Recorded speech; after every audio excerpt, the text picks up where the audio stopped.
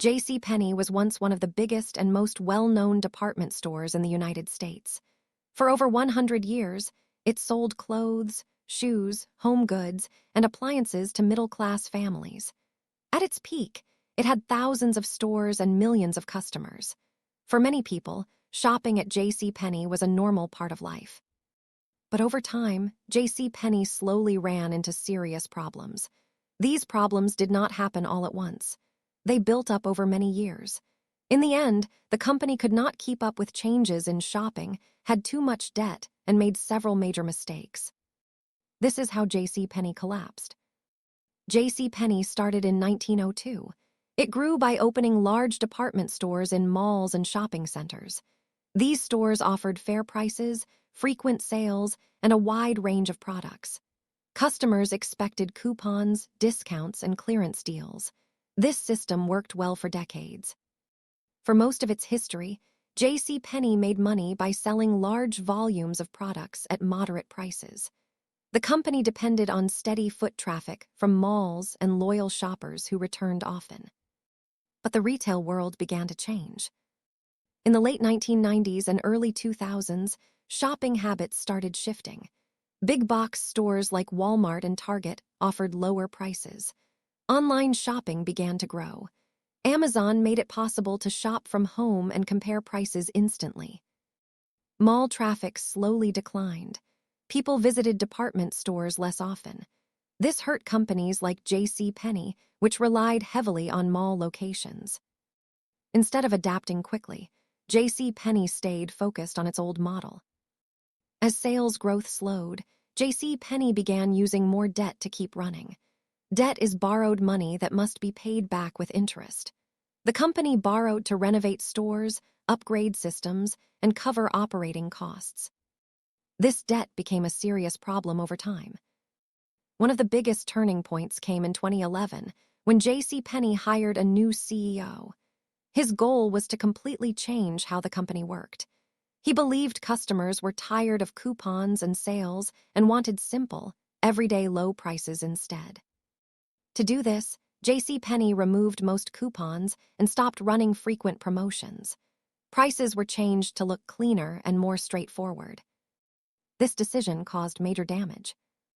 JCPenney's core customers were used to sales and discounts. Many shoppers felt confused or frustrated. They believed prices were higher, even when they were not. Foot traffic dropped sharply. Sales fell fast. Instead of gaining new customers, JCPenney lost many of its loyal ones.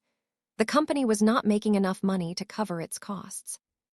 At the same time, JCPenney was still carrying large amounts of debt. With lower sales, it became harder to make interest payments. The company had less cash available. To fix the problem, JCPenney tried to reverse course.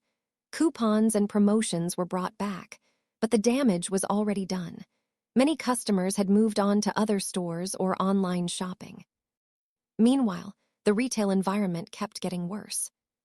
More people were shopping online every year.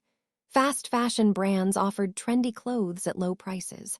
Off-price stores like TJ Maxx and Ross attracted bargain hunters. Home goods stores and specialty retailers took market share. JCPenney struggled to stand out. Its stores were large and expensive to operate. Many locations felt outdated. Renovating thousands of stores would have cost billions of dollars. The company did not have that kind of money. Debt continued to grow. JCPenney borrowed more to survive. This created a cycle. More debt meant higher interest payments. Higher interest payments meant less money for improvements, technology, and marketing.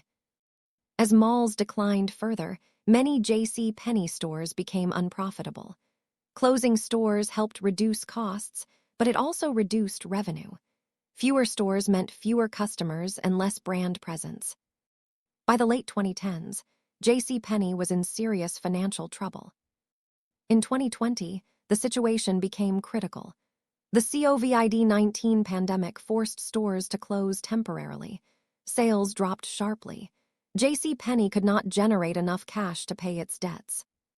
With too much debt and not enough income, JCPenney filed for bankruptcy. Bankruptcy does not mean a company disappears right away. It is a legal process that allows a company to reorganize its debts. JCPenney closed more stores and cut costs. Creditors took losses. Eventually, JCPenney was bought by new owners who aimed to keep the brand alive at a smaller size. Even after bankruptcy, JCPenney was no longer the same company it once was. It had fewer stores, fewer employees, and a weaker position in the retail world. So what went wrong? First, JCPenney relied too heavily on malls and in-store shopping. When customer behavior changed, the company was slow to adapt. Second, the company took on too much debt.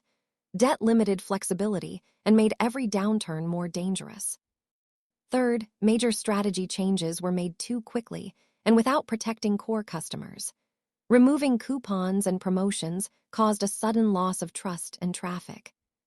Fourth, competition increased on all sides. Online retailers, discount stores, and specialty brands all took customers away.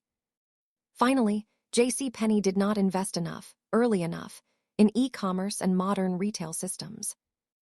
JCPenney did not collapse overnight.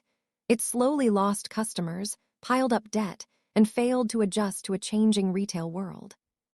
By the time the problems became impossible to ignore, the company no longer had the money or momentum needed to fully recover. That is how JCPenney collapsed.